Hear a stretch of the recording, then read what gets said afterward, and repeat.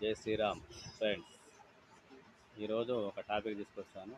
ఈ జూలై 25 నుంచి సారా అనే ప్రక్రియ ప్రారంభం కాబోతుంది.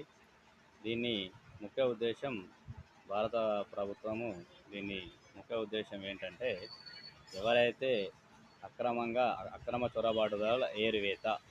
ఇక సింపుల్గా చెప్పాలంటే ఓటర్ లిస్టులో కూడా ఒకే దగ్గర ఉండాలి. ఇప్పుడు ఈ జిల్లాలో ఉన్న వాళ్ళు వేరే జిల్లాలో, వేరే జిల్లా వాళ్ళు వేరే రాష్ట్రాల్లో ఉండడం కూడా ఇప్పటి నుంచి కుదరదు. అయితే దీన్ని ఈ మధ్య కొంతమందిని డూప్లికేట్ ఐడి కార్డ్స్కు వేరే రాష్ట్రం నుంచి వచ్చిన వారికి అందరికీ ఓటర్ ఐడీలు ఇప్పించేసి వాళ్ళకు ఓటర్ లిస్టులో నమోదు చేయబడ్డారు. వాళ్ళందరూ ఏరివేతనే ఇస్తారనే ప్రక్రియ. ఏరివేయడం వల్ల జనాభా ఎంత ఉంది, అసలు ఎంతమంది ప్రజలు కరెక్ట్గా ఉన్నారు, మనకు గవర్నమెంట్ ఇచ్చే స్కీమ్స్ కూడా ఎవరైతే ఇక్కడ నివసించేవారు ఉన్నారో వారికే చేరుతాయి, అక్రమార్కులకు చేరవు. దీనిపైనే కేంద్ర ప్రభుత్వం ఈ నిర్ణయం తీసుకోవడం జరిగింది.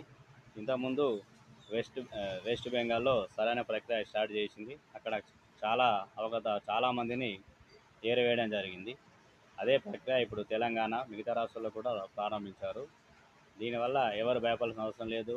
ఎవరైతే కరెక్ట్ పత్రాలు ఉన్నవారికి ఏ భయం అవసరం లేదు. ఇక్కడ నివసించే వారికి, ఎవరైతే అక్రమంగా వేరే రాష్ట్రాల నుంచి వచ్చిన వారు ఉన్నారో వారికే టెన్షన్. మన వారికి, ఇక్కడ ఉన్న వారికి ఏ బాధ లేదు.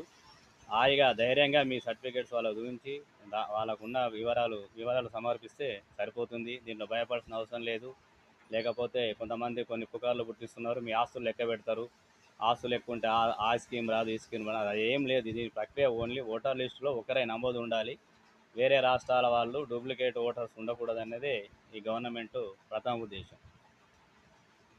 జై హింద్, జై శ్రీరామ్.